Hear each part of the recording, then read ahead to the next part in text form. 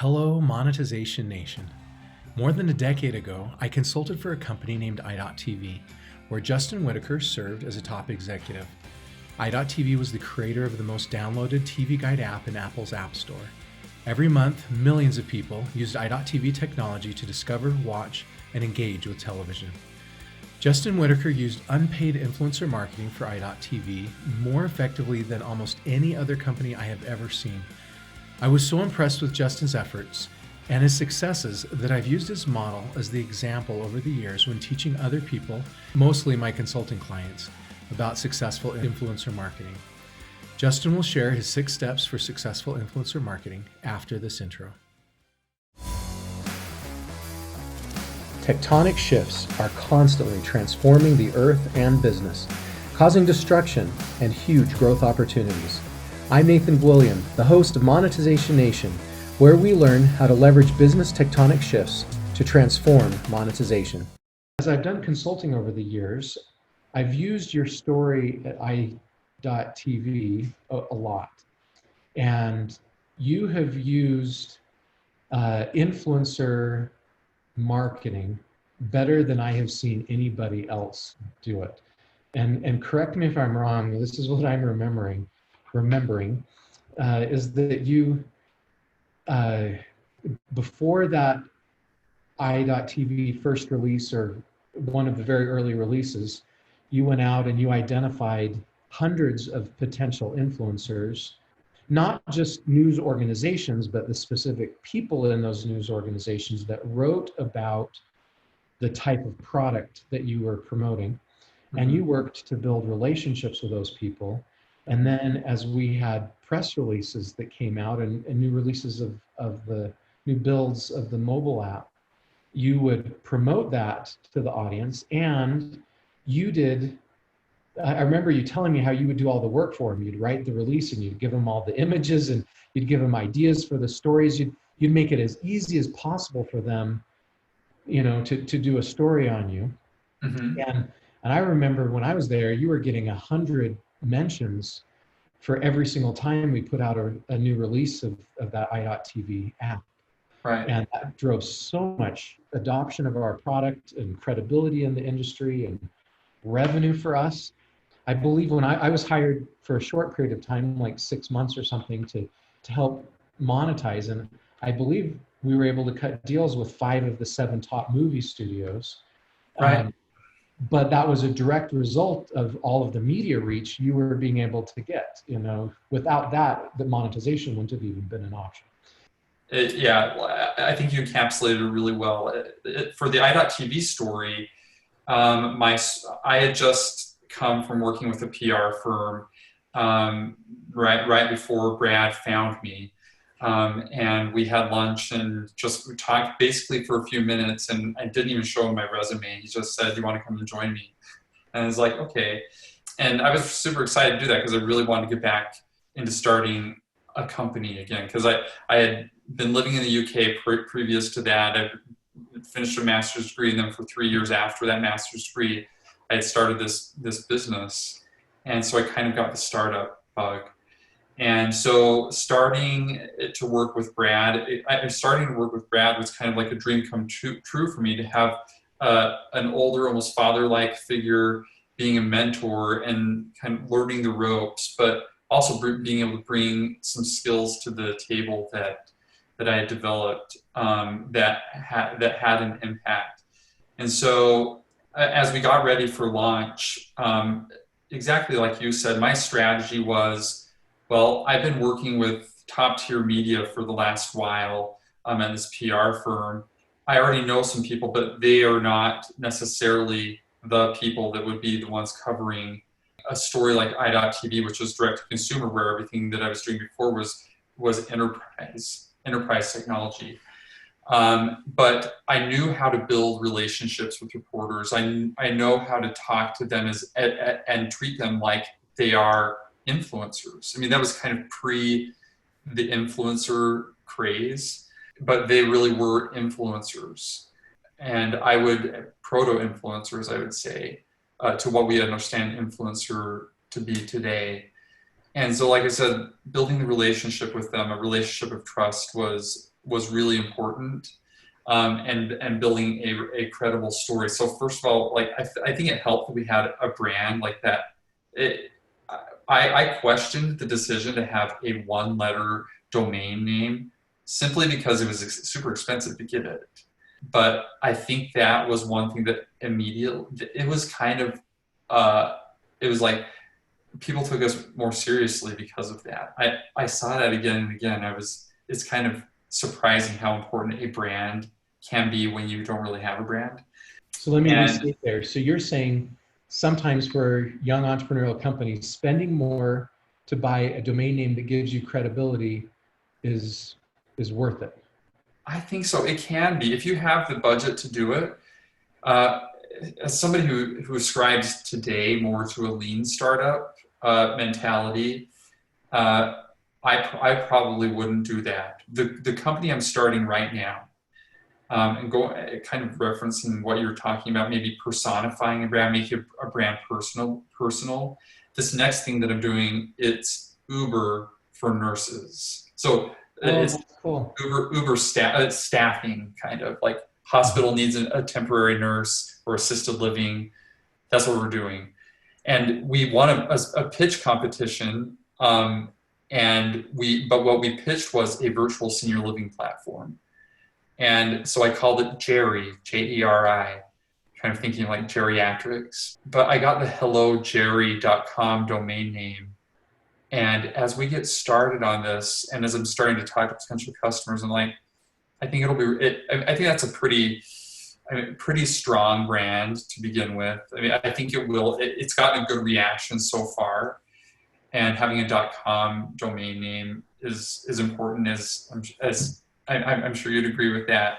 I spent most of my career going after really good domain names. That's been my strategy. So I did adoption.com, I did families.com. I helped do law.com, get that one off the ground. Really? I did today.com. I did a whole bunch of them where the domain name gave us a lot of credibility and did make a big difference. I echo your comment and agree with it. Yeah, IDOT helped. So that was one thing. And then like you mentioned, again, you had described the process really well.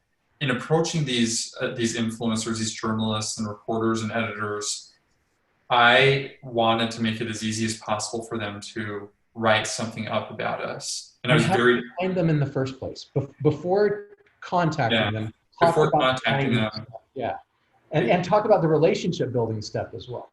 So in order to get the respect of an influencer, I think you have to put yourself in their shoes as much as possible. And one thing I learned in doing public relations is they love it, like anybody does, when you are familiar with with their work, with the things that they care about and the things that they write about. And so I did a lot of, kind of like a reporter would, I hit the digital pavement, so to say, in researching each and every, almost every reporter that I talked to, and blogger too. And I had tiers. I had 3 tiers of contacts that I'd go after. Those, like the top tier being like the top media outlets, and then, the middle tier, just lesser known ones. And then I was no respecter of persons when it came to smaller bloggers and smaller influencers. I thought, why not get them all? Where a lot of PR firms today would probably say, no, let's just go after the big ones, because if you get a couple of big hits, then it'll trickle down. But my strategy was more like, let's hit it all, but it might even be a ground up thing for them. As long as you're willing to give some maybe exclusive information to like this New York Times reporter, or to this TechCrunch blogger, or give them exclusivity that they get to, that they're under embargo, they get to go first, but everybody else is also pitched. They just are not. Yeah. And if I remember right, your strategy worked. You did get the big publications covered you just as well. Yeah. It didn't hurt you from getting the exposure there. It didn't. But we did give them preferential treatment. So everybody was under embargo. Everybody respected the embargo. We did give preferential treatment to the big guys. But I also treated the smaller guys similarly and made Brad as our spokesperson available even to the small guys. And so it made our it helped. It just helped. That's one of the things that helped forge the relationships as well. So you wanted me to talk about process and relationship building, right? And how did you find those people in the first place? Oh, How did you right. find the right person at New York Times that would write about, or the right person at TechCrunch, instead of just sending an email into their generic, editorial, Right. whatever? Well, a combination of things. We had access to a PR database, a contact database. So I use that as a starting point to look at which reporters are on which beat. It wasn't a very powerful tool. I still had to do a lot of my own work. So I use it as a starting point, find names, but then I would go to the profile on their respective websites, whether New York Times or TechCrunch or Engadget, and just confirmed that they were the right person to talk to. And one of the things I found most helpful was maybe writing somebody that I'd worked with previously on other stories, maybe from my information security days, and write and say, hey, who should I be talking to about i.tv? It's going to do this and this and this. And then, and they would tell me, oh, you should be talking to so-and-so, you should be talking to Sarah Perez. And that gave me an in. I could then write Sarah Perez and say, hey, Darren Murph told me that you would be the right person to reach out to about this. Here's what we're doing.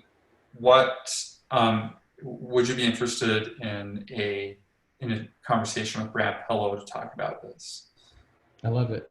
So you're reaching out to the right person. You're not doing bulk spams. You're trying to build personalized relationships. And then you're offering something really valuable. You're offering an interview with the CEO of your company. Right, right.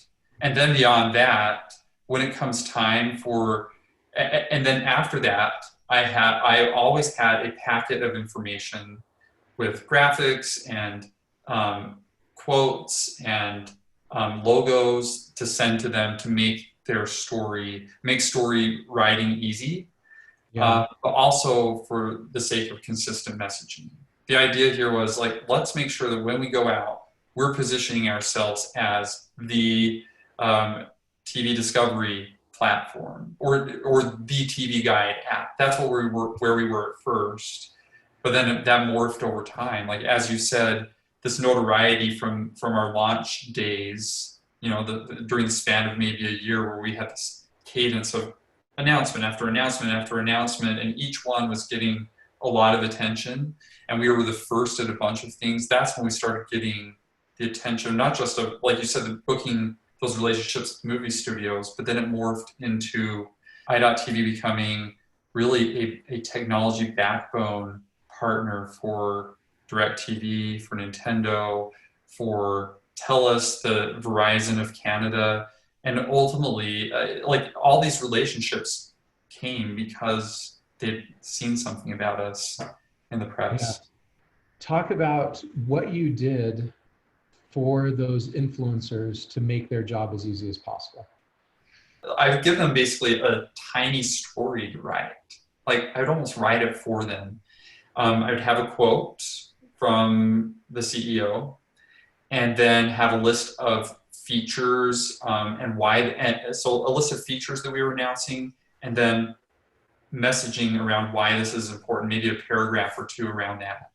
So they could just copy and paste. And often I saw it was just like copied and pasted verbatim with bookends on either end of the article. So Does that hurt you with your, like the Google duplicate content police? I don't If think they're so. publishing articles that are saying the same thing, I guess it doesn't matter if it's going out in their publication, it's getting reach, and you're not doing it for SEO value necessarily.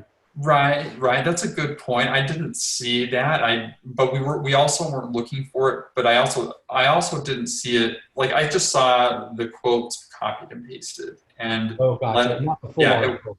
yeah, not the whole thing. I wouldn't try and write an article for them, but I would try and give them as at least a framework to work with. And sometimes it would include something that could be turned an article, but most of the time it was just like, here's the bare information that you can just copy and paste into your piece.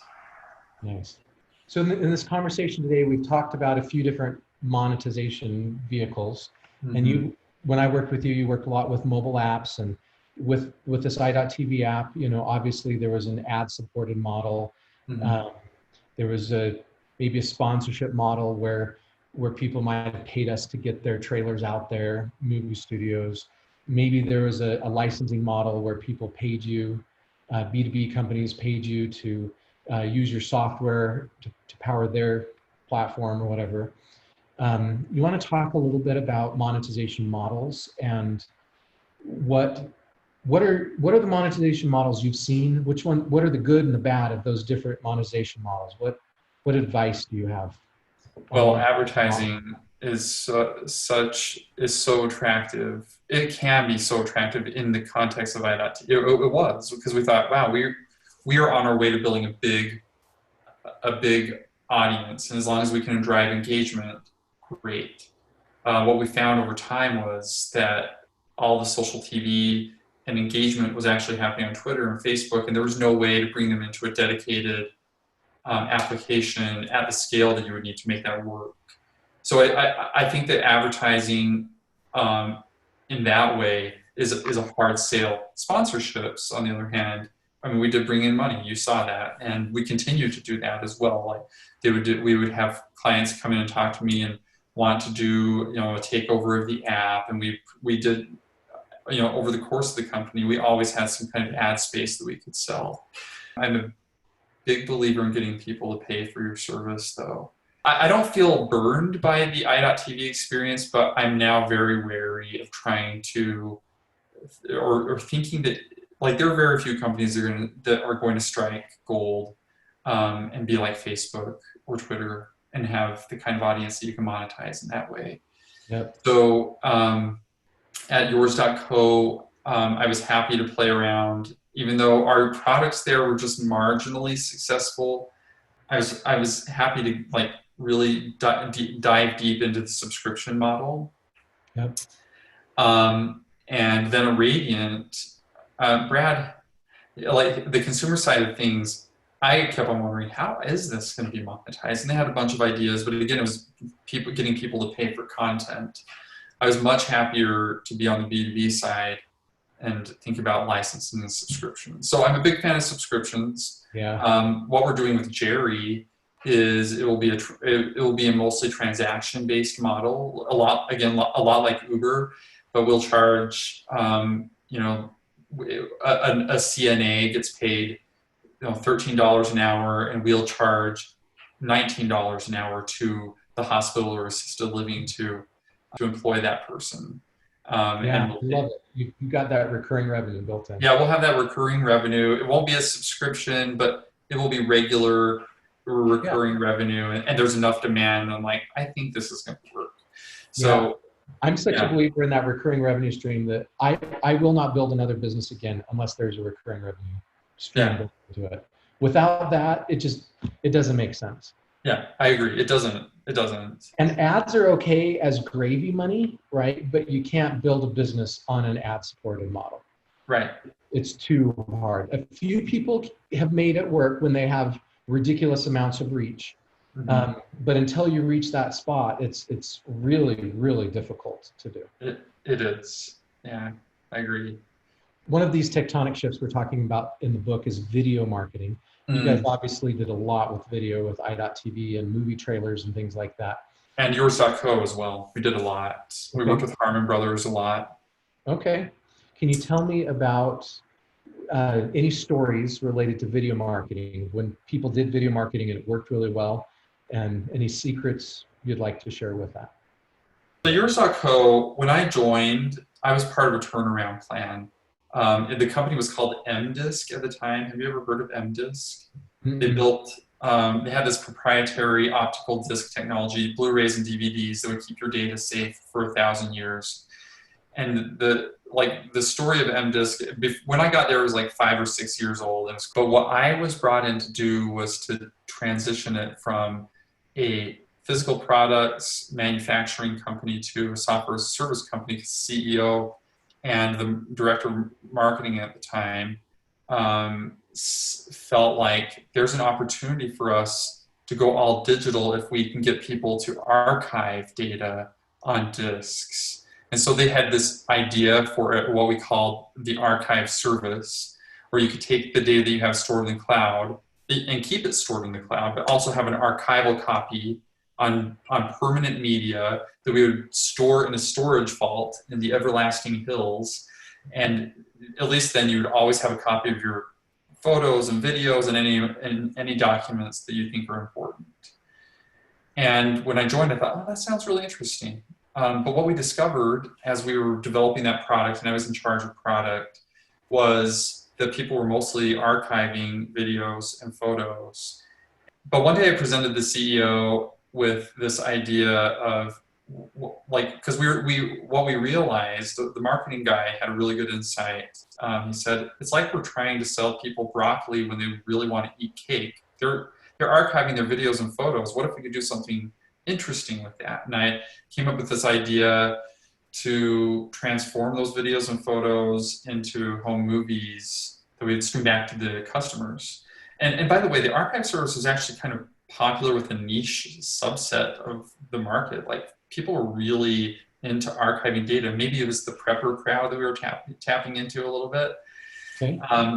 But it wasn't big enough to build a big business. And going back to video marketing, we created with the Harmon Brothers a video campaign that was really effective at scaring the crap out of people about their data.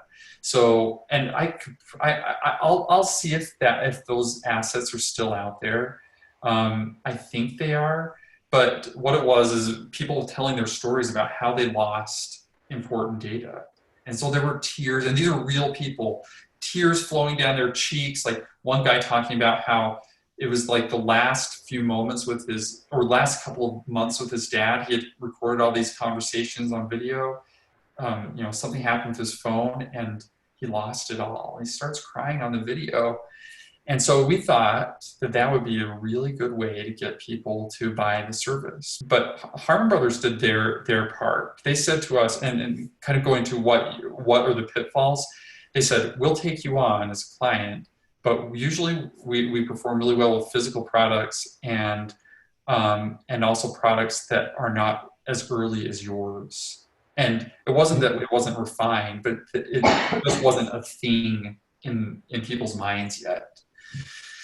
And so it was an uphill battle and eventually led to a pivot. So long story, that thing that I introduced, like streaming people's memories back to them via video and transforming their photos and videos, we totally shifted the business into that, like making a Netflix for your home movies, where we would take your photos and videos, run them through an API that would put them to music and add transitions and effects. And we tested with customers, and it was like, I've never seen anything like that in user testing, where they're like clapping and laughing and almost crying because they were reliving these really special moments of their lives. So we did another video campaign with the Harmon Brothers, and we started to get some traction with that. But it was totally different. Instead of trying to scare people, we had the candy to sell them, the cake to sell them instead of the broccoli. And so it was more like the typical Harmon Brothers fun type of creative. Thank you so much, Justin, for sharing your stories and strategies about influencer marketing with us today. Here are some of my key takeaways from today's episode. Number 1, find hundreds of targeted influencers and their contact info through research and subscribing to databases. Number 2, include reporters who write about our niche as influencers and treat them like influencers. Number 3, build individual relationships with influencers by providing value in a meaningful way. Get familiar with their work, comment and share their content. Number 4, build credibility with the influencers. Number 5, make it as easy as we can for the influencers. Number 6, provide value to the end user by creating content the users want to read instead of an advertorial. Number 7, try to establish long-term win-win relationships with influencers One of the best ways to ensure promotion from an influencer lasts a long time is to set up an affiliate program and pay influencers a commission based on the sales generated from their promotion. Number 8, we should try to pay influencers a rate that will motivate them to promote us for a long time, instead of trying to pay as little as we can. Number 9, we might find success by working with a ground-up influencer model, trying to work with all of the targeted influencers and not just the biggest ones. If we desire monetization we have never before achieved, we must leverage strategies we have never before implemented. I challenge each of us to pick one thing that resonated with us from today's episode and schedule a time this week to implement it to help us achieve our monetization goals. Did you like today's episode? If so, please visit monetizationnation.com to sign up for our email list and receive great monetization articles, videos, and podcasts. Can you share an example you've seen of effective influencer marketing? Please join our private Monetization Nation Facebook group and share your insights with other digital monetizers. Do you want to become a better digital monetizer? To receive great monetization stories and secrets, please go to monetizationnation.com and join free. And if you liked today's episode, please subscribe to the show and share it.